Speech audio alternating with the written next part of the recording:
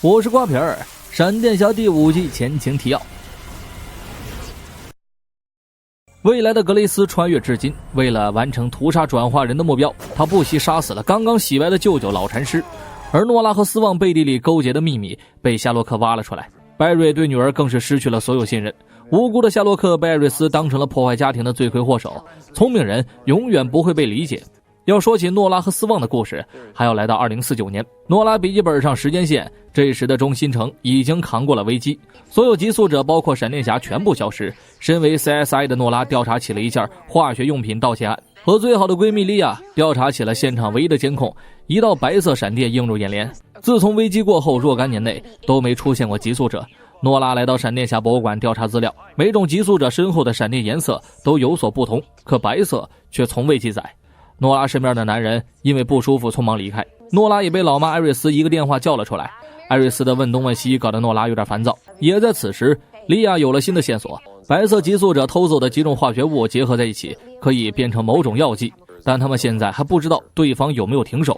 两人离开的时候，一道白色闪电划过，不但偷走了东西，还袭击了博士。他自称速度之神。神速做完自我介绍后，抬手一道白色闪电击中诺拉，黄紫相间的电流从诺拉肩膀处蔓延至全身。等诺拉醒来后，已经是第二天。在救治过程中，医生发现诺拉体内存在有一个小装置，也是这个小装置的脱落，让诺拉拥有了神速力。初次变成寄宿者的诺拉按耐不住心里的兴奋，他从小就对闪电侠的事迹着迷，而且诺拉不敢告诉老妈，他甚至以为自己的能力是神速的闪电赐予的。眼下就发生了银行抢劫案，诺拉把帮倒忙是忙得淋漓尽致，除了劫匪没抓住，警察全被他抓住了。他的能力还有待提高，现在除了神速以外，唯一活着的就只剩铁山监狱的逆闪电斯旺。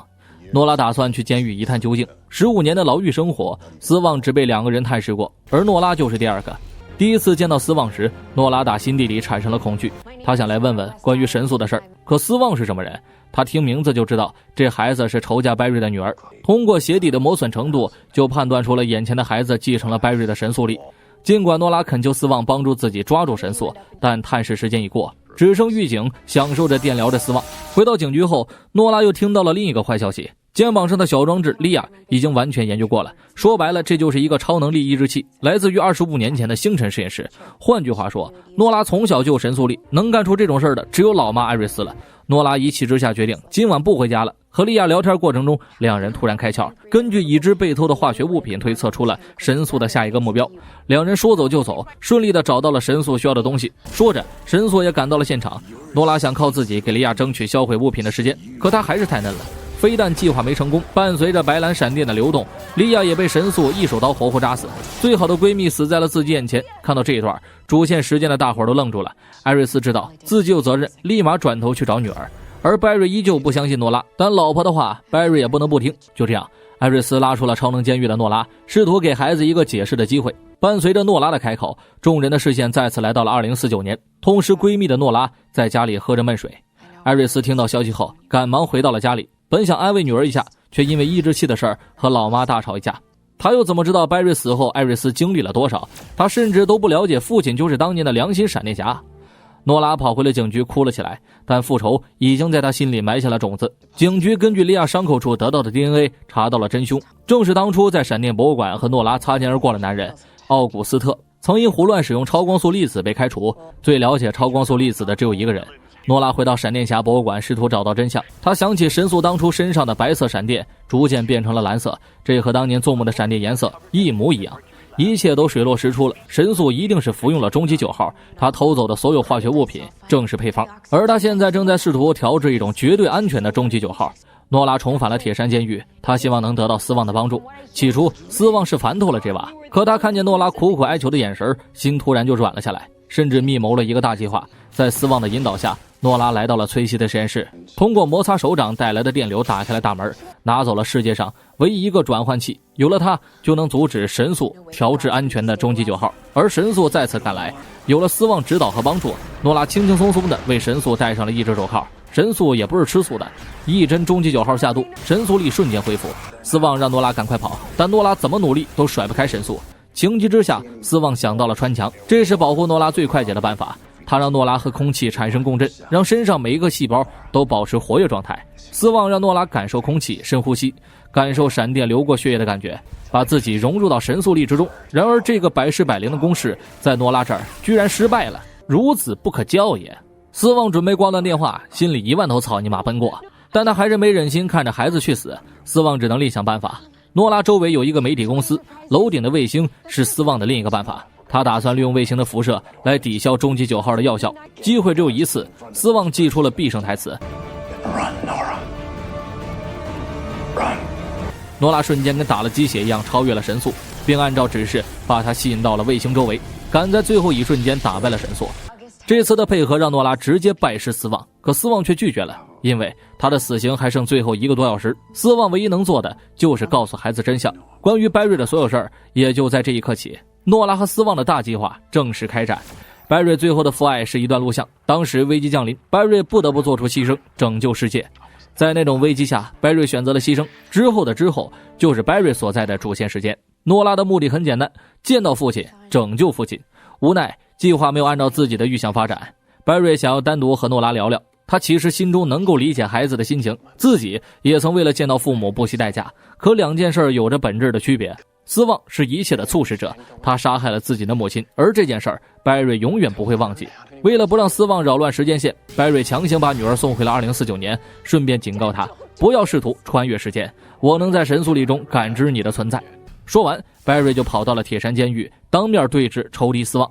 白瑞到来，斯旺早就料到了，可他作为一个将死之人，又有什么办法呢？他最后的请求是希望白瑞多陪陪诺拉。白瑞根本不相信他的鬼话，只说了一个字儿：三恶终有报，苍天饶过谁呀？白瑞私自送走了女儿，艾瑞斯当然不乐意了，两个人第一次大吵一架。艾瑞斯不理解白瑞的意气用事，而白瑞根本懒得解释，因为他做的是正确的。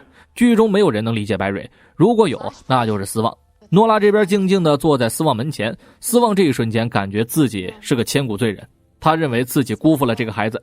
诺拉现在是贼苦恼，他很想回到过去抓住老禅师，可他不敢进入神速力。要说起穿越时间，斯旺称第二，没人敢称第一，而他从未被发现，因为斯旺有一个专属方法，只适合他自己。很久以前，斯旺非常崇敬闪电侠，他希望自己也能像闪电侠一样，可命运注定让他成为了逆闪，成为了一切的对立面。他的力量并不是来自神速力，而是自己。斯旺创造了自己的逆神速力，挣脱了时间的束缚。诺拉非常想学习此功，尽管斯旺再三警告他，这种能力是负向的。实验室这边，众人是军心涣散，夏洛克的惊天推理并没有得到赞赏，反而成为了背锅侠。一个天才只能灰头土脸地离开了实验室，屁股还没坐热就接到了消息，病房中的小格雷斯被带走了。白瑞不用想就知道是老格雷斯干的，法律并没有明文规定自己绑架自己犯不犯罪。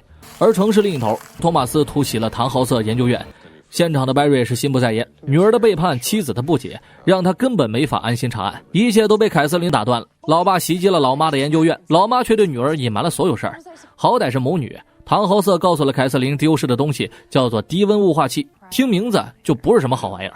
根据凯瑟琳的调查，如果不阻止托马斯，最后城市将会进入冰川时代。而他想到了一种追踪办法，凯瑟琳安排白瑞去拿自己需要的东西，唐豪瑟也帮忙出谋划策。看着争强好胜的母女俩，白瑞选择了服从。白瑞前脚刚走，托马斯就袭来，桥被冻结的一瞬间，白瑞冲上去阻挡了攻击，凯瑟琳母女被双双劫持。此时的夏洛克一脸惆怅的打包行李准备回家，白瑞生命垂危的消息立马吸引了他。作为团队最后一个没有消失的人，夏洛克赶忙过来急救白瑞。白瑞的体温迅速下降，一阵电疗过后，冰霜才慢慢融化。另一个时间线，诺拉在尝试融入逆神速力，这种充满负能量的神速力一旦进入就无法自拔。尝试了多次，诺拉才仅仅开启了一个缺口。说到底还是他不够专注，内心不够痛苦。而艾瑞斯为了重新见到女儿，准备乘坐时空球穿越未来。拉尔夫知道自己拦不住，选择了帮助朋友。传送门打开的瞬间，两人前往了2049年。来到铁山监狱，两个人见到了斯旺。这会儿诺拉正在和斯旺拜师学艺，老妈的突然驾到让诺拉懵逼了。斯旺站在一旁什么话也没说。诺拉质问艾瑞斯为什么老爸没来，越问越气，越想越多，一股恨意充斥了诺拉的身体。斯旺急忙劝他冷静，但说什么都晚了。诺拉已经融入了逆神速力，所有痛苦的回忆经历吞噬了诺拉，他成为了二手逆闪。看到这一幕，斯旺也不知所措了。他后悔自己的决定，不该把孩子牵扯进来。他只请求艾瑞斯一定要找到他，他现在最需要的是关爱。虽是不欢而散，但拉尔夫还是从斯旺的身体上看出了不一样的东西，也许是侦探本能。此时凯瑟琳母女被绑架到了托马斯的基地，凯瑟琳被戴上了一只手铐。见到托马斯没有杀意，母女俩突然闪过了一个恐怖的想法，这老家伙难道是要把一家人都变成冰霜杀手吗？托马斯先是带走了唐豪瑟，随后冻住了凯瑟琳。仪器刚刚启动，凯瑟琳就杀到，他冻住了凯瑟琳，意外摧毁了手铐。单打独斗，托马斯已经吃过了一回亏，他启动了雾化器，要么救你妈，要么抓你爸。